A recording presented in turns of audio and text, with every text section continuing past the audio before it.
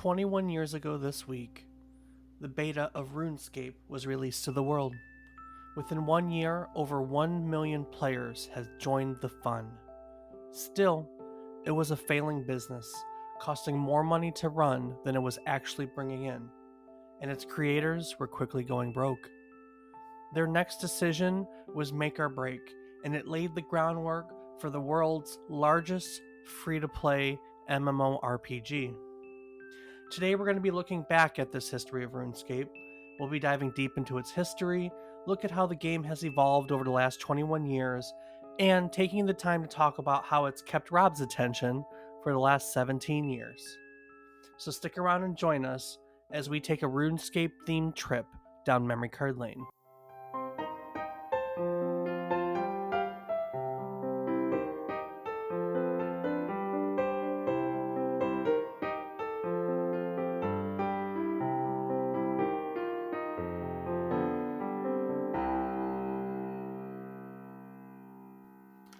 Good morning, good afternoon, and good evening.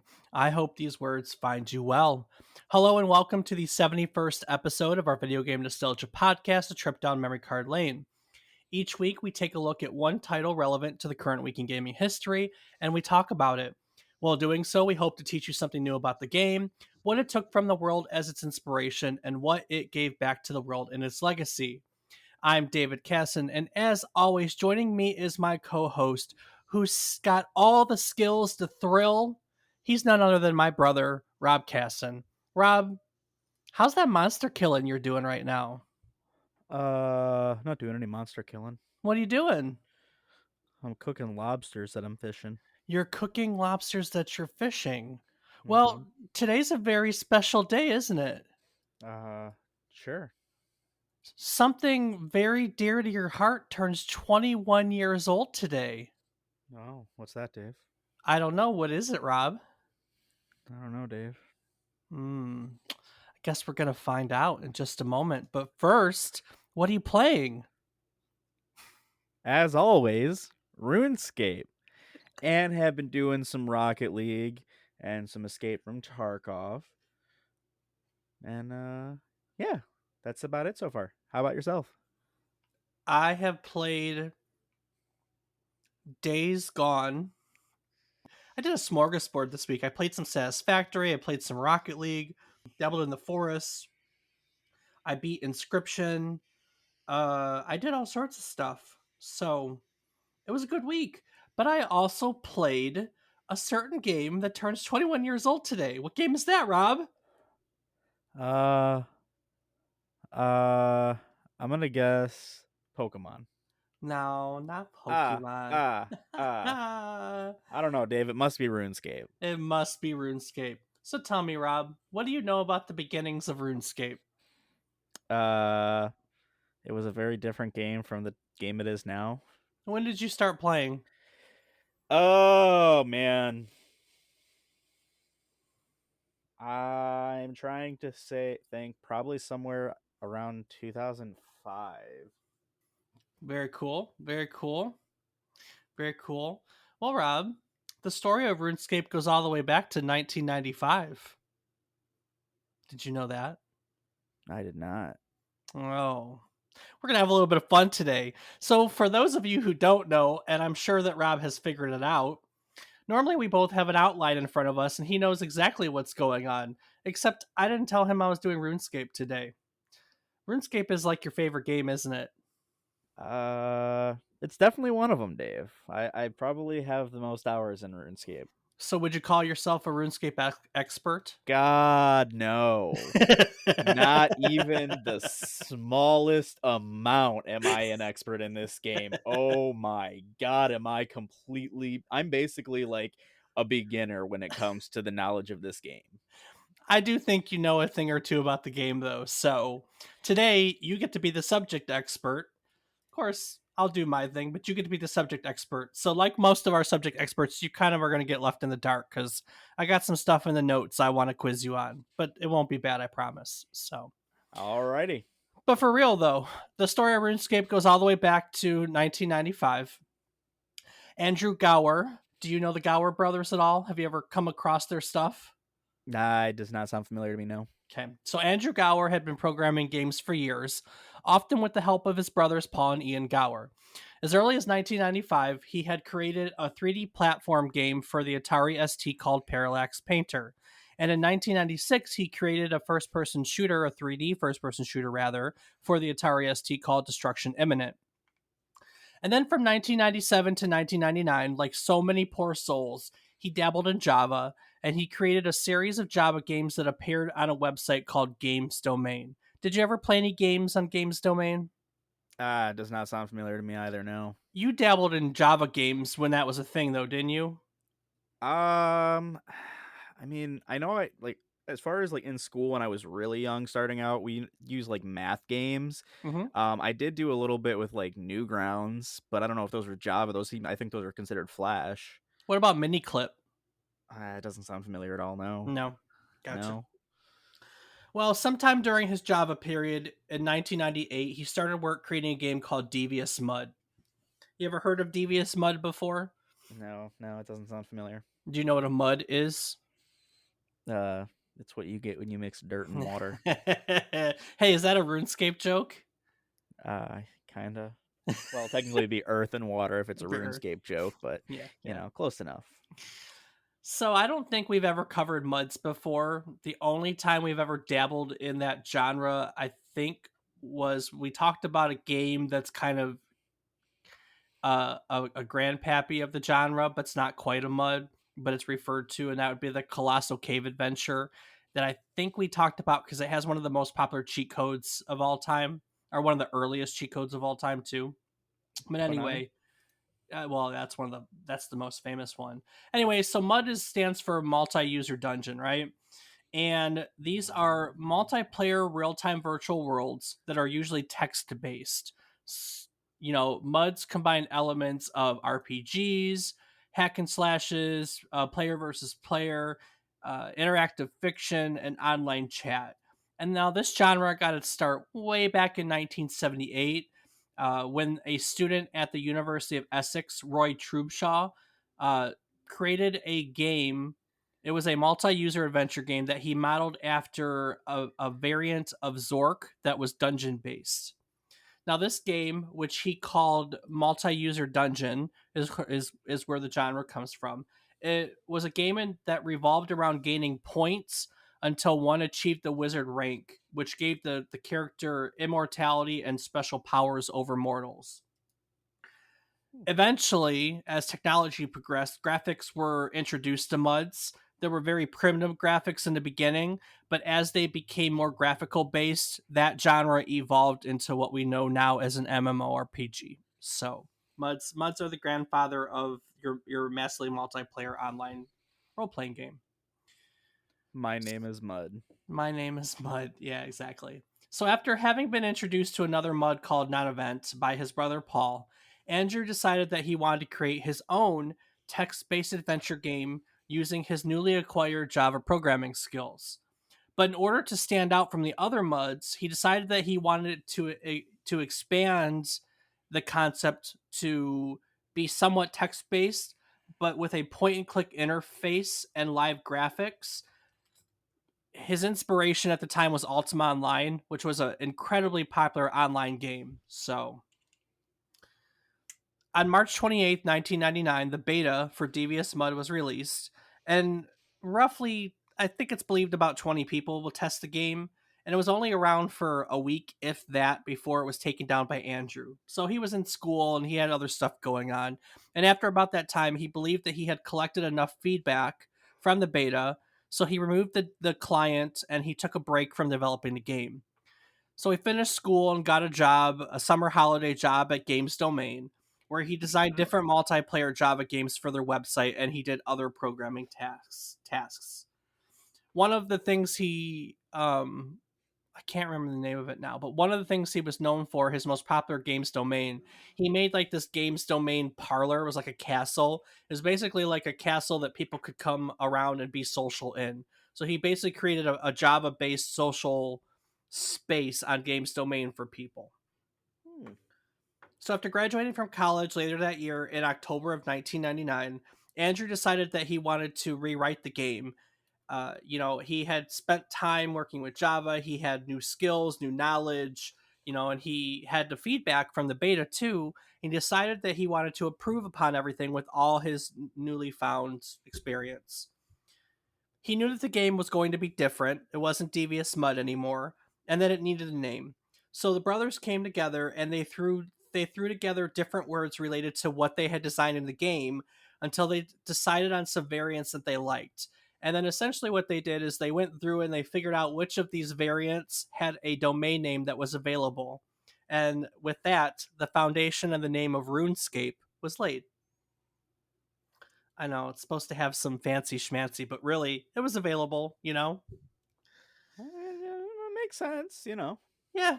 So one thing that's kind of nifty about the name is originally the RuneScape logo was kind of designed similar to the logo that you're used to, where it's the name RuneScape on a bunch of runes, and the sword splits the name. Mm-hmm. But originally there was no sword split in the name. It was just RuneScape straight in one line with the on the runes. But all their friends kept teasing them because when you put RuneScape together, it looks like the phrase "run escape," and so Huh. everyone would tease them and call it "run escape." So in order to avoid any confusion, they redesigned the logo to split the names "Rune" and "Scape," so no one would be able to use that joke anymore. That's actually pretty funny. I never I, would have noticed that. I know, I know. So the first thing that Andrew wanted to work on was redesigning the scripting system, and he called this Rune Script. This was out of necessity. So Paul was actually the one who came up with a lot of the level design and ideas for their games, but Paul wasn't a programmer. So Paul would come up with the ideas and he'd throw them on Andrew, and Andrew in turn would have to implement all of the ideas. And that just wasn't working for him. So he basically wanted to create a scripting system so that someone that wasn't a programmer could basically create the maps and people and events and everything in the game. So he created RuneScript. And the idea, like I said, was simple. It was to give Paul the tools to implement his ideas without needing Andrew. Andrew had other things to worry about, right? Right.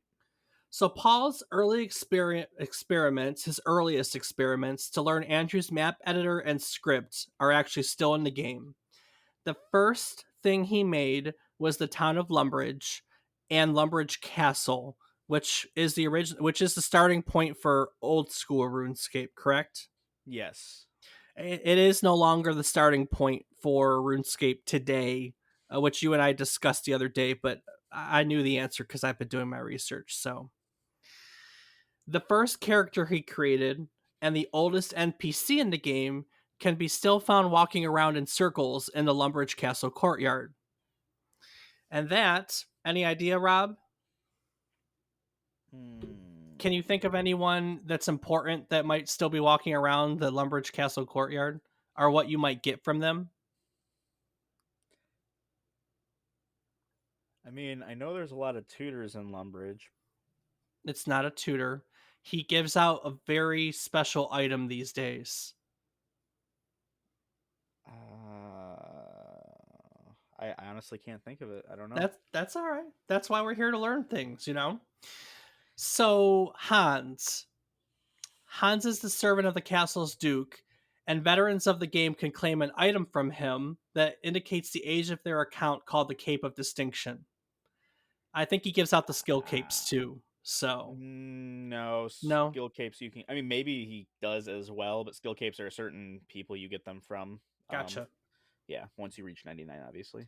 So, with the basic systems in place, RuneScape was released to the world as a beta 21 years ago. Actually, today, we're recording it today, 21 years ago today, on January 4th, 2001. So, Andrew released a beta, and he started out by going back to his friends at Games Domain and letting them know that the game he was working on had been released. But it didn't stop there because word of RuneScape spread fast, and more players than expected were signing up every day. In fact, Andrew had to constantly re engineer the game to keep up with the sheer number of players that were signing up daily. Now, one interesting thing about the original RuneScape, it was originally supported by ad revenue. If you think back to the sites we talked about, like Miniclip or Games Domain, all those old Java game sites were full of free games, and the way they supported it was with ads everywhere. And that's originally how RuneScape was designed too.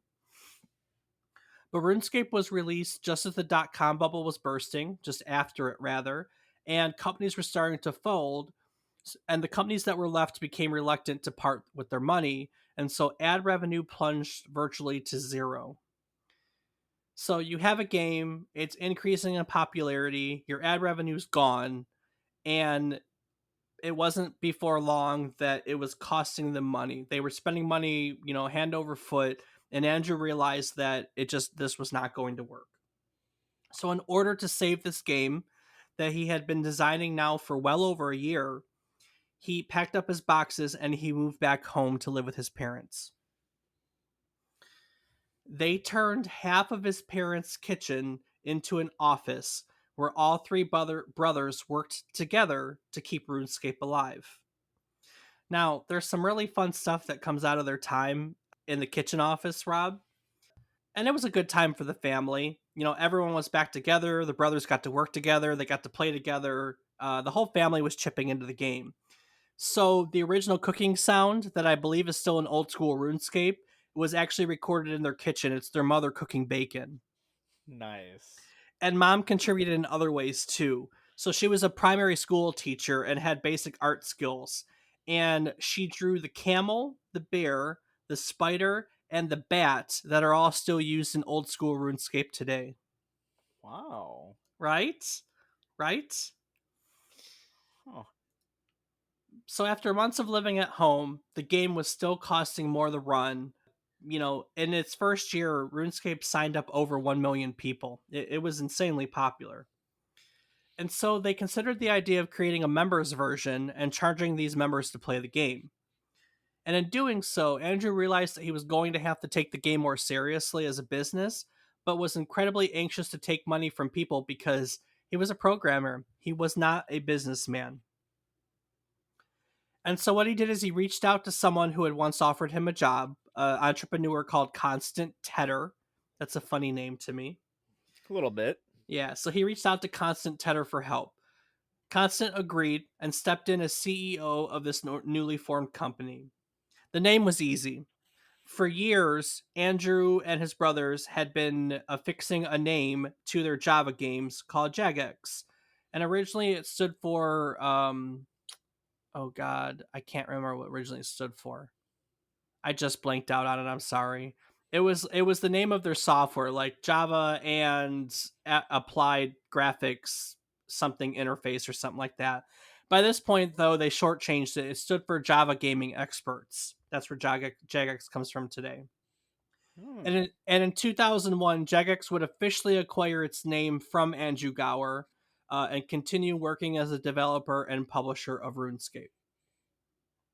In February of 2002, the members version was released, and on the first day, they exceeded the number of subscribers they needed to break even on costs. Huh. And, yeah, I know, right? And then from there, it just got bigger and bigger and bigger. With all these people coming all the time, they quickly knew that they were going to have to move on to bigger and better things. So they basically planned almost immediately to move on to a new engine. And this engine, with a ton of improvements, would be called RuneScape 2. And this is what you were introduced to because RuneScape 2 was released to the world in 2004. Yep, that's definitely when I would have started. Well, I'm thinking about 2005. I think I was in fifth grade when I started playing, but I have Wow. no way to actually get the official date. When RuneScape 2 came out, it was renamed RuneScape, and the old engine was turned into a version called RuneScape Classic. RuneScape Classic servers would continue until 2018, when it was determined that support wasn't really worth it anymore for a reason we'll talk about shortly. And then eventually they would have to rewrite another time to an even better engine, and that would be RuneScape 3, which came out in 2013. I still think they use that engine today, if I'm not mistaken. Yes, it would be. Mm-hmm.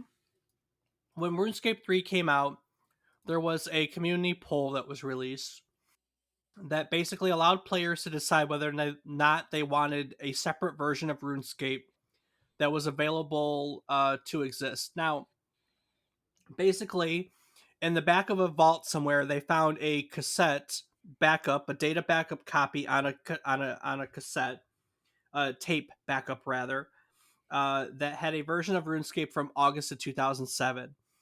And so that would be a version of RuneScape 2 that you love so much.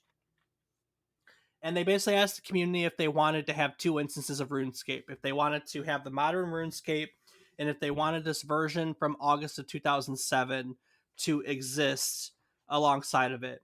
And the answer was an overwhelming yes. So they took this version and they created what's now known as old school RuneScape, which was released in 2013. I believe not too long after RuneScape 3 came out to the world. And so here we are, the RuneScape community, which has gotten way better since then, and we'll talk a little bit about that. But it now exists as these two games which kind of coexist. You can either play RuneScape on a modern graphics engine, or you can play old school RuneScape, the 2007 version, which I believe is your preference, right, Rob? Yes, I have not played RuneScape 3 probably since 2019, but old school is the one I play every day. Gotcha. Well, that's really the background of RuneScape. This is about the time where we kind of cover the game and its gameplay, and I believe that you are the perfect person to do so. So, Rob, why don't you take a few moments and kind of describe RuneScape to our audience for those that may not know what we're talking about?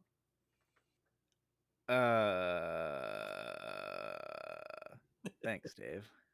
You know exactly what. Okay, I will prompt. What kind of game is RuneScape? So RuneScape is a skill building game. There are a lot of different skills that you have that you're able to go around a large map and work towards getting a 99 by gaining experience through doing various tasks. There are also quests that you can do throughout the game. So different NPCs that say, hey, I need you to do this thing, or go kill this person, or go find this thing, or go enchant this thing. A lot of different quests you can do. There's mini games that you can play, and a lot of different monsters to kill, a lot of different loot to find. Well, we found out what Rob's favorite part of the game is. So, What's that? skills. I mean, that's most of the game. It's true. All right, so RuneScape is an MMORPG, which stands for Massively Multiplayer Online Role Playing Game. And as Rob put, it's a fantasy world that millions of people log into to do various tasks. You can go and become a fisherman, catch fish, and sell your fish or trade your fish. You can, I don't know, make weapons and do stuff. You can go on grand quests where you fight monsters and stuff. There are a lot of different things to do in the game. And there's a lot of different things to do in a game. And I think Yeah. Rob is a skill based person, so some people like adventuring and don't care about that stuff. You never Oh, know. there's absolutely people who play solely to PvP and just do dungeons and kill. I I mean, I just have never really had good equipment to feel comfortable doing that before until recently, and now I just haven't gotten to it yet. Nice. So, you know. Well, all right. So let's talk about RuneScape. Uh, I did a deep dive, and I've got some fun stuff. And I want to start right from the beginning. You don't really have experience with RuneScape One, nor do I, No. for that matter. But RuneScape One, as you said, was a very different game than what you're used to, and I thought it'd be fun to kind of take a look back at that.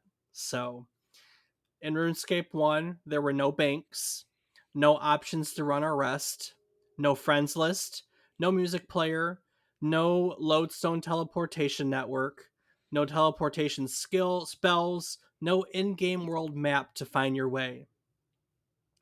The Grand Exchange did not exist, so all trading was done face to face. There was no Dragonhide armor, Mystic robes, or Rune armor. Locations that did not exist yet include Al Kharid, Falador, the Wilderness, and all of the current player P2P areas.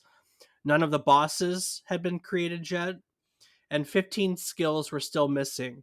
There was no fishing, no hunting, no rune crafting, and there were only 6 quests available most of which have been removed from the game now because they were way too easy. Too easy. That's funny. Originally, you had to choose which class you wanted to belong to. You could choose between an adventurer, a necromancer, a ranger, a warrior, or a wizard. A few months later, they added miner. Now, if you're curious why you would choose classes, they helped determine skill focus. So, for instance, a miner would start with mining on level 7.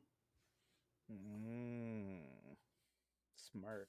In the first months of 2001, the magic skill was divided into two sub skills. There was evil magic and good magic. In May of 2001, both were merged to become magic, which made the necromancer uh, or wizard class redundant. So necromancer was removed because a wizard could do either or. Prayer also had an evil and a good version, which was merged in May of 2001. And the reason was really simple. So Andrew doesn't like games that force a player to make a choice before a player understands the consequences of that choice. So he doesn't like classes in the first place. And I really like that. I've never thought about that before, but that concept really fascinates me, and I really think I'm that kind of person too. Yeah, I actually had not thought of that, but it is nice when you can just do it the way that you want But and like not. think about all the games that make you do that. Like Diablo makes you choose classes right away, you know? Yeah, yeah, It's such a fascinating concept to me. I don't know. I just think that's a really fascinating concept and I really, really enjoy it. In the first half of 2001, you also had to choose between being a player killer or a non player killer. Player killers could only kill other player killers. Non player killers could not be killed by anyone. So basically, were you PvP or not PvP? This was originally permanent and tied to your character, but people kept asking to change it, and that eventually became such a hassle for the support team that they eliminated that system altogether. Not only that, when banks were finally released, they only accepted coins, and this was this was the way banks worked until July 26, 2001. And that wow, right? And they were small. Originally the bank only had 48 items. It didn't have multiple pages like it does now. wow. And this is my favorite part. Originally combat was a 3-round system. So one person would attack, then the other person, and you couldn't do anything else. Retreat, drink potions, eat food, anything until three back and forths had passed.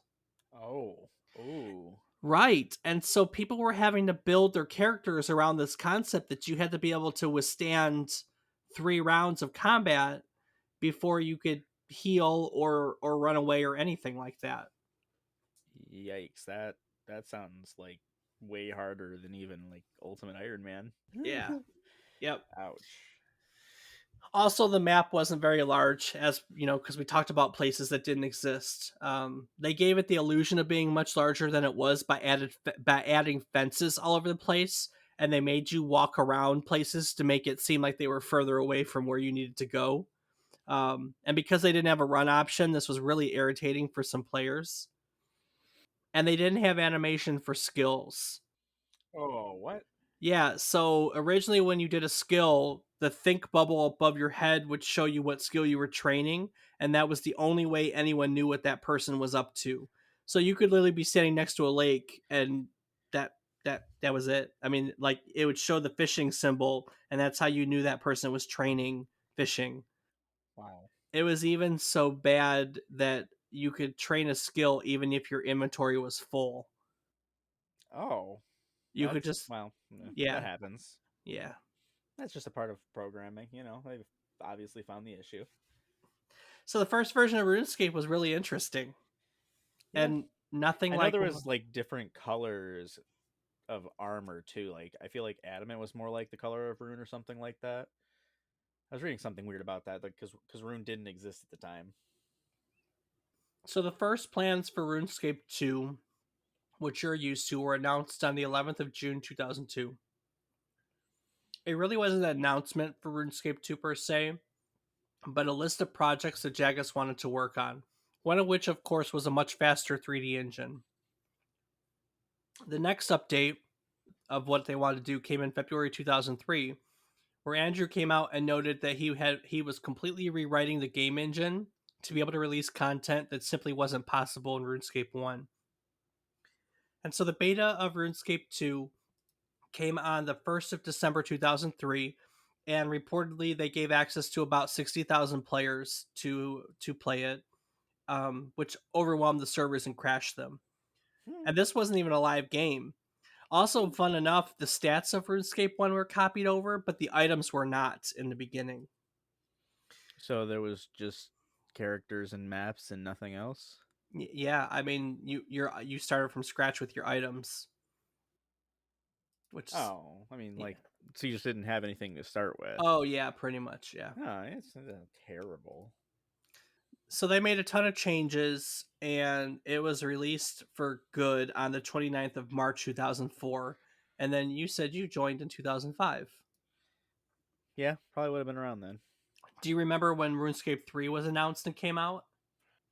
I do. I remember it started around like the God Wars, is how they did the RuneScape 3 thing, if I remember correctly. Because there was like a whole like story behind how it became what RuneScape 3 is. Because like Lumbridge, I feel like something happened. The Lumbridge was destroyed in the God Wars or something like that. But I don't know. Maybe it was just a seasonal event. I haven't been in RuneScape 3, so I couldn't tell you. Yeah. Was there a way that they split the two at all? Like, did they have a story wise? Because you stuck with RuneScape 2. You went to old school RuneScape. You never really. I mean, you said you played RuneScape 3. Yeah, I did for a while. I around the time that dungeoneering was a newer skill is when I was still playing. Like I said, I want to say it was around 2019, somewhere around there that I was still playing actively, but um I definitely know that once Old School was released on mobile, that's been kind of all I've done. You know, you can play 3 on mobile too. I had no idea. I've been doing it all week. Interesting. So I actually have them both on my mobile, and I wanted to try 3, and so I've been playing 3 all week on my phone. Huh. Learn something new every day. So tell me why old school? Is it just the fact that you can play it on your phone? I didn't like the new combat system as much.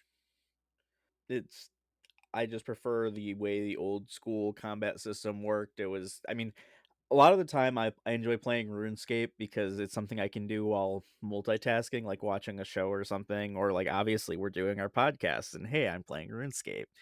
It's something that with what I do in the game doesn't require a lot of mentality, but I still get enjoyment out of it because reward. I leveled up. Hey, that's awesome. I feel good. True statement. And I like the old school. It's just more of a can't think of the word right now. Help me think here, Dave. I don't know, throwback for you, nostalgic. There you go. It's more of a nostalgic feeling for me because obviously this is more of what it was when I got started.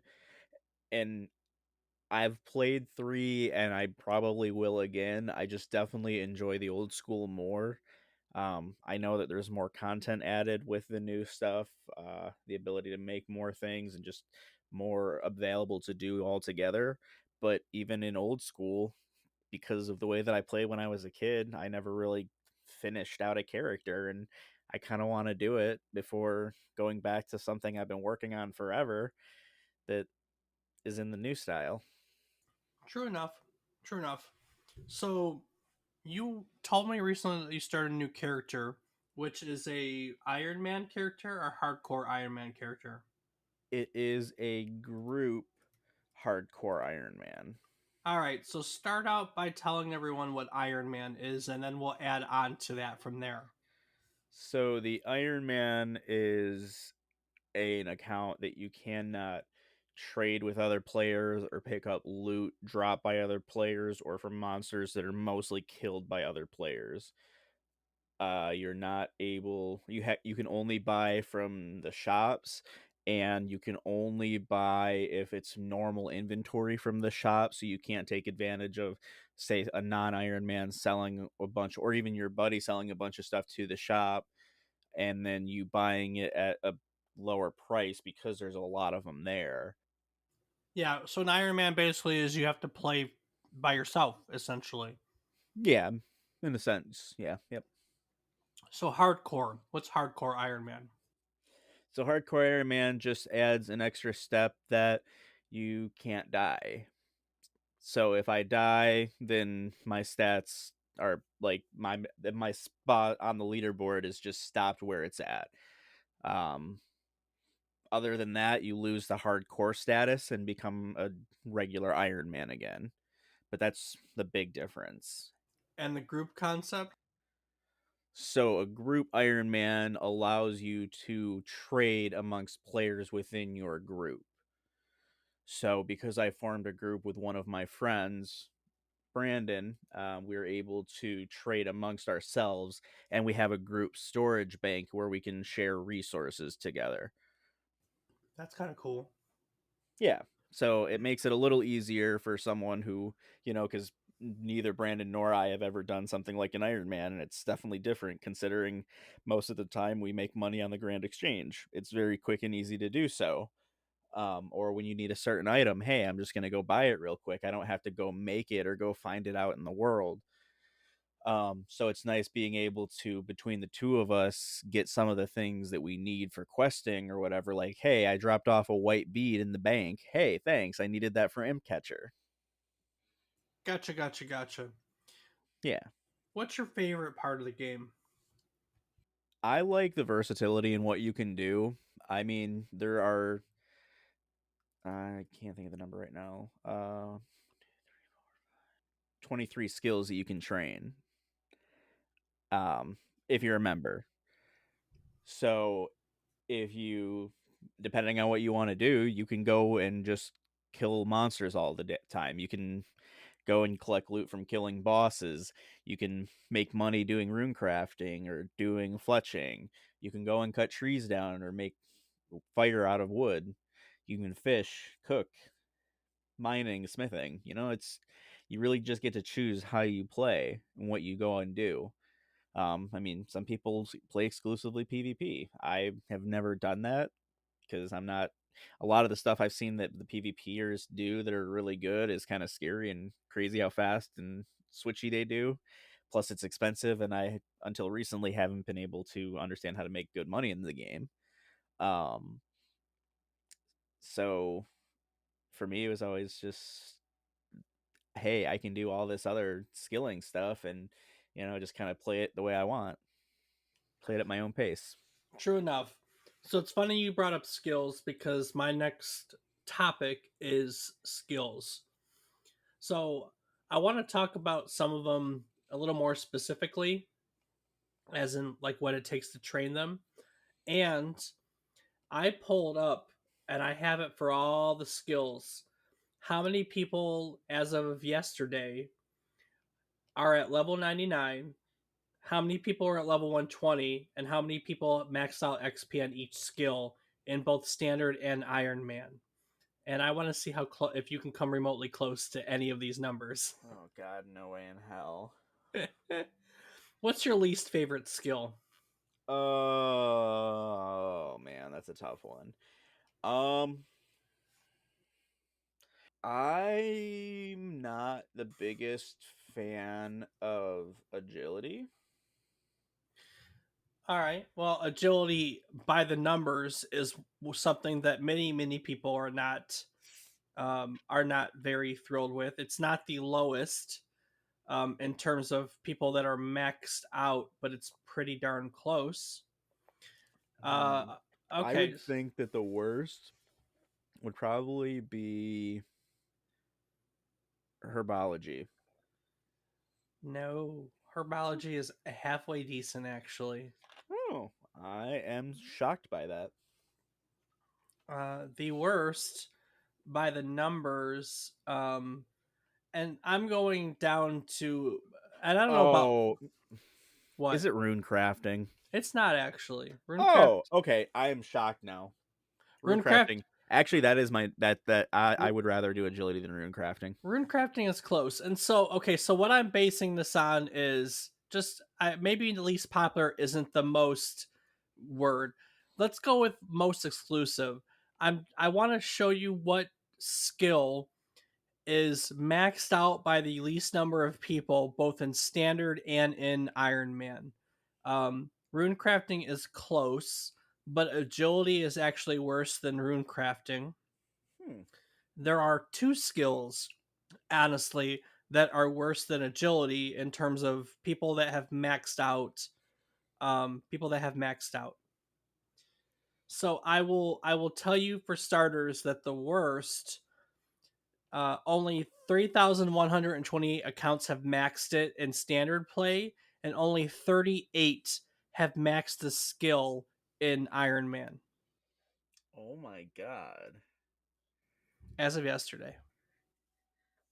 Farming? No, farming's kind of popular. Gosh darn it. It's crafting. Really? Yep, only Huh. 38 people have mastered crafting in Iron Man. Wow. Really close to it at 39 is construction. And then actually agility has had 40 as of yesterday. So those skills are, I mean, you're not far off. It just got beat by 2 accounts. So Wow. um so kind of the way that I'll what's your favorite skill? Um I mean, I don't really know that I have. Well, I would say that I've done the most with fletching. I've made the most money with cooking, but fletching is what I used to, when I used to play old times back when we used to use the forums to make our trades. It was all about fletching. So ironically enough, fletching is at the Iron Man max level is tied with agility. There are 40 people that have maxed it in Iron Man status. Wow. Let's start from the top. So in standard, 240,163 accounts have maxed it at 99, and 7,089 accounts have gone to 99 on Iron Man. Now, if you push it up to level 120, there are 10,188 people who've done that in standard play, and 109 people who have done that in Iron Man, and then people that have maxed it. Now, for those of you that are curious what I mean by maxing, every skill has a max of 200 million XP in um in this game, and these are people that have maxed out the amount of XP earned on this skill. In standard play, 3,206 people have maxed it out, and in Iron Man, 40 people have maxed it out. So, Wow. That what is insane. which one do you think has the most people? Let's start with level 99. Which one do you think has the most players in Let's start with standard play. Standard play level 99. Which one has the most accounts that have maxed on it? Cooking. Cooking has 250,881 at level 99 standard, and there are a number of skills that exceed 300,000, so it's not cooking. Oh. Hmm. Magic. Magic has 307,885 on standard. You are close, but there is a skill that even exceeds that one. One skill. So that's the second best. Mining. Mining. It's probably one of the worst. No, mining's 221,000. People don't like Alright. mining. I like mining, but people don't like mining. No, it's one of the silly ones. It's actually Constitution. So, Oh. which, kind of Uh, makes sense. yeah, okay. Yeah, it does. 315,457 people are at level 99 on Constitution. On Iron Man, that number reduces down to 14,541. It dwindles down to standard 47,000, and 18,000 have maxed it on standard, and 835 have maxed it on Iron Man. So it kind of goes down. So Any other ones you want to peek at that you're curious about? Um, what about Hunter? It's got to be like right in the middle. Yeah, 180,099, 14,000 at 120, 3,700 have maxed it out. An Iron Man that goes to 7,500 got level 99. 300 people are at 120, and only 82 accounts have maxed it in Iron Man. Wow. Yeah. Magic is up there. You know, you said Magic 307,000 ain't bad. 520 people have maxed out Magic and Iron Man. So I mean that's a skill that people use, you know? Oh yeah, absolutely. It's definitely one of them. Um even I thought thieving wouldn't be that good, but thieving has 188,000 people at 99. That's not a bad number either. No, So, okay. It's better than I thought it would be. it even goes down to 280, goes down to 282 in Iron Man Max. Woodcutting only has 53 people in Iron Man Max, which honestly kind of surprises me. So, I don't know. It's woodcutting. yeah. Yep. So, I pulled a few I pulled, well, not I have two facts for you. Okay. What skill do you think was the fastest to reach 200 million out of all the skills? It took the least amount of time for someone to get there. Cooking. Nope, it was invention. Take a wild guess how fast someone got invention maxed out. 10 hours. It was more than that. It was just shy of 6 days. Now, on the other hand, what skill took someone the longest amount of time to hit the 200 million cap? Crafting. Mm-mm. Constitution. Take a guess how long it took someone to hit the cap on Constitution. Well, if it was 6 days is fast, and we're talking it took the longest, we're probably talking like what, 300 days Multiply that by 1,000 or by 10. Took 3,065 days. of gameplay. Yeah, yeah. You Well, know, you're saying of time in game? that's a great question. I didn't. I don't know if the stat distinguished which one, because Because that'd be that would 10 be, years. yeah. That'd be like nonstop playing. That can't be. That has to be just of time passed. Well, there you go. Well, Six. still, damn. Yeah, Should have been trying harder. yeah. What's your least favorite part of the game? I mean, I know that it has to be the way because you can't just make it easy to get 99s, but it just feels like the last push is always such a long push. And obviously there's not a lot of things that you can do at those higher points to make it somewhat more bearable without costing you a ton. Um and being an Iron Man now, that's kind of why I'm forcing myself to do it, because I want to force myself to not pay to get those skills done and have to figure out the way to do it, either the long hard way or the um, risky way by going and finding and killing the things that drop what I need to make it fast. Gotcha. All right, Rob. Well, I thought that in lieu of, I do have reviews, but we're going to run this one a little different. So I pulled a bunch of reviews from some people who don't quite share your love of the game that I'm going to read to you, and going to give you a chance to rebuke them and refute them. You ready? Sure. So Kane Cerberus on Moby Game asks, want a childish, simple-minded, crappy pseudo RPG game? It's huge. There's tons of stuff to do, equipment, abilities, quests, you name it. This game offers a lot for the simple minded gamer, and the best part is that it's free. Everything else can be hated. The game takes no skill, no thought, no tact, no anything to play. Just lots of free time, and if you feel like getting a couple of cheap perks, $5 a month. This game is a mockery to the MMORPG name. Now, this was written in 2007. It's now $10 a month, isn't it? It might even be more than that. I don't know. I think it's $10 a month. Sure. So, how do you feel? No skill, no thought, no tact, no anything? For a lot of what most people will do, yeah, sure.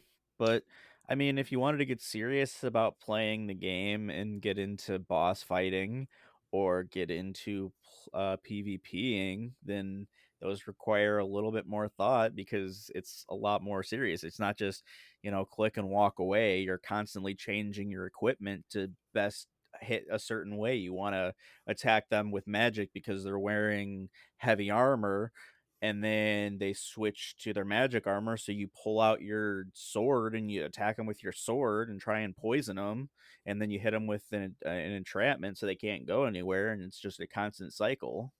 It's not just, hey, point, click, I'm done.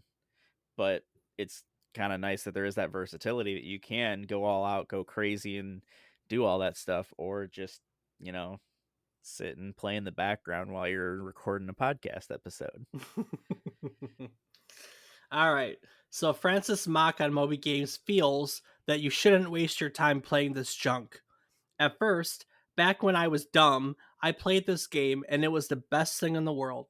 Then I saw other better games, Survival Project, Ragnarok Online, and now RuneScape is history.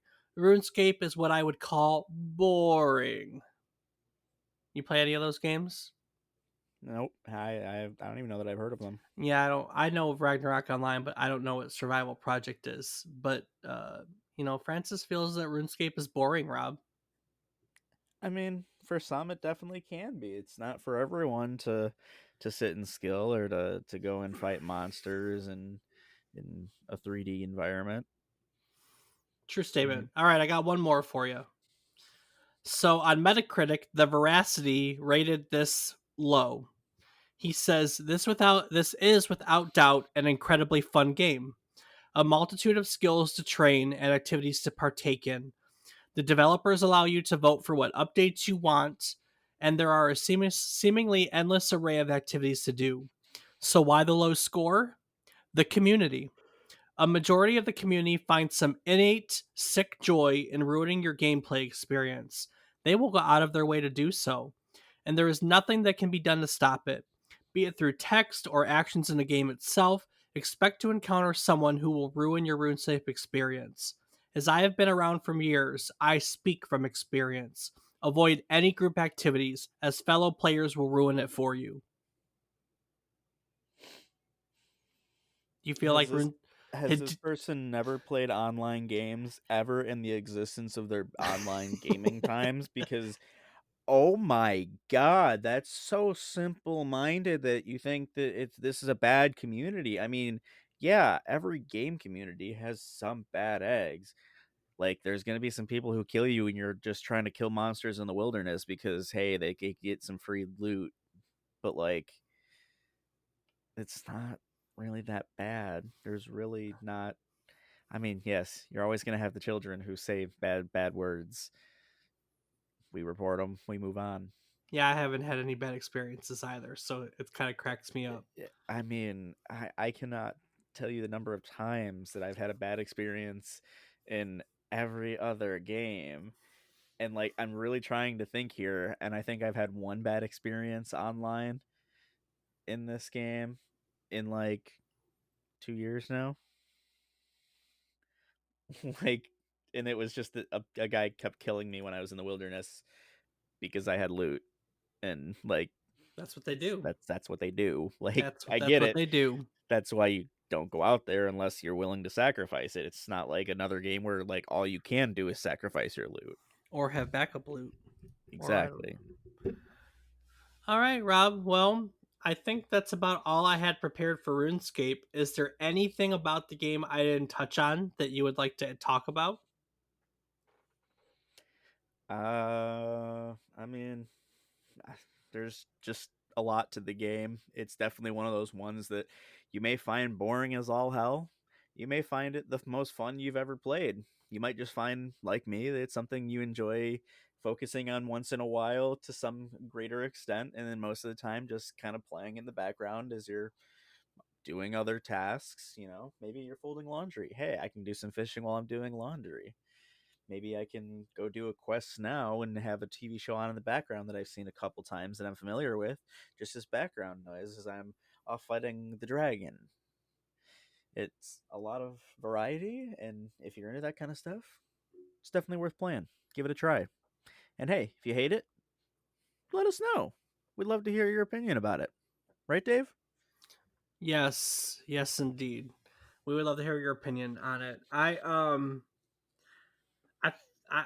that was a good segue into our website, but I'm gonna hijack it for a second. Ah, you butthole. I know it was a really good segue. Hey, look. So the only reference point I have to RuneScape is World of Warcraft. I did my time on WoW, and um, I've heard of RuneScape referred to as the poor man's WoW, which in some ways is fair, in other ways is not fair because they're two completely different games. I think that RuneScape is definitely has more of a skill focus, um, and kind of leaves you to do your own thing.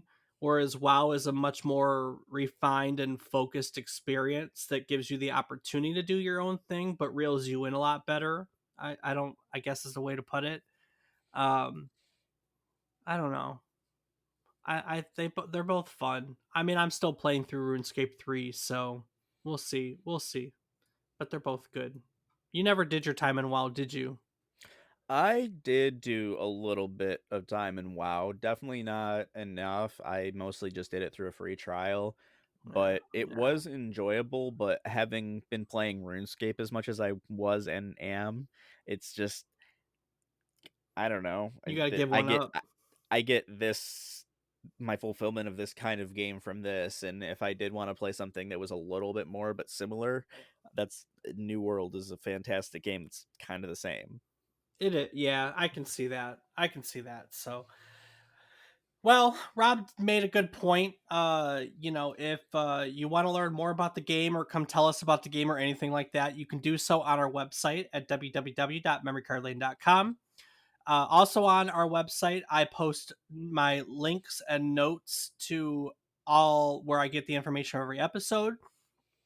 If you'd like to learn more about RuneScape, one of the things that I took the time to watch that I will post a link to was a documentary called 15 Years of Adventuring, the RuneScape documentary. Yes, I sat through the whole thing, where you can learn a lot of really fun history about RuneScape.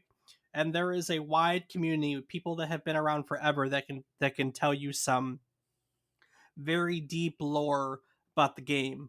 Rob, I bought a book to do research for this that it's an ebook that I'm going to give to you, that has more about RuneScape than I ever cared to know. Right on. So yeah, so www.memorycardland.com. You can find our show notes. You can find a calendar of upcoming events that I actually need to update for 2022. You can find out about us, links to our Discord, where you can join our community to play games with us and tell us all about your experiences with the game. You can also find links to our social media. I am on Twitter at David is wrong, where I post Rocket League highlights and occasionally wish happy birthday to video games. Rob, what are you doing on social media these days? I can be found on twitch.tv/FATBOIRIPZ. Gotcha. Well, this is about the point in the episode where we wrap it up in review.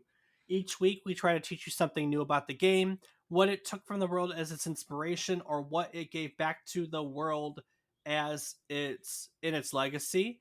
And as part of that process, we go around and we talk about something new that we learn about the game. So, Rob, you went into this not knowing I was doing RuneScape today. What did you learn?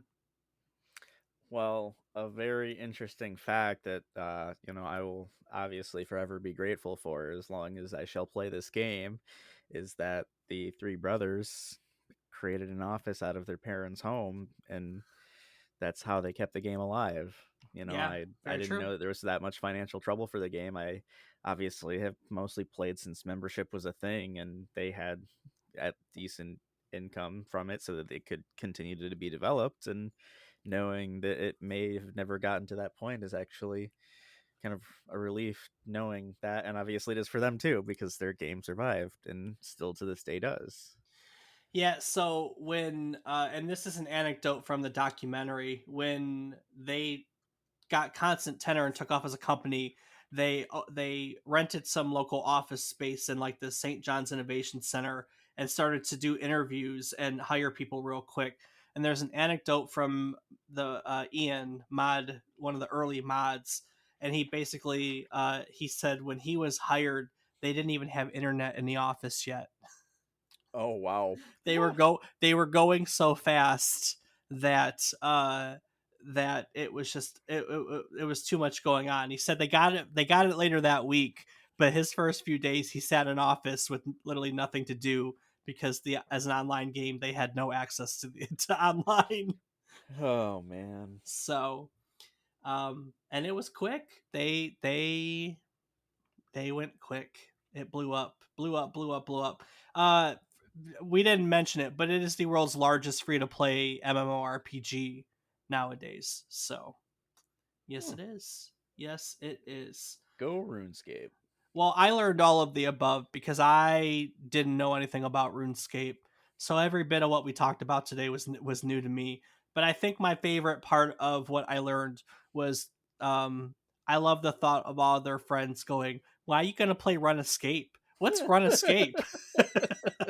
So I just love that, and that's where the title of the episode, this podcast episode, is going to come from because it's going to be Run Escape, because I Nice. just get such a damn kick out of that. So, That's great. all right, well, Rob, anything you want to add before I take it out of here? As always, I would just like to take a moment to say thank you so much to every one of you for listening. It means the world to us, and hopefully you enjoy listening to us as much as we enjoy talking. But in Dave's case, that might be tough to achieve. Funny. Aha, aha. All right, so next week we're going to be looking at a game that almost was not meant to be, at least in North America. Like so many other Japanese successes, when the idea of bringing this game over to North America came up, it was basically stonewalled. It was called a simple game that would not appeal to anyone and would never be successful. And so it was considered and tabled. But there was one woman that decided to fight for it, looking a whole board of executives in the face and basically saying, "Look, you're the idiots that passed on Pac-Man. Why would you pass on this game too?" And in the silence, one person said, "Let her have her damn video game." If it wasn't for that one person, we may never have the popular franchise Frogger, which was released in Japan, I don't know, 40 years ago or so. Jesus. Rob, you play Frogger? A time or two, yes. Yes. So Frogger was released back in 1981, and we're going to look at the whole story of it. We're going to look at its original development. It's really interesting how it came to be. We're going to look at the perils of bringing it over to North America, and we're going to talk about all the different versions of the game that have been published in the last 40 years. There's some really odd ones out there. So join us again next week as we get a hop on it and take another trip down memory card lane. Do the thing. Do-wah, doo-ba-doo-ba-boo-wah. Ba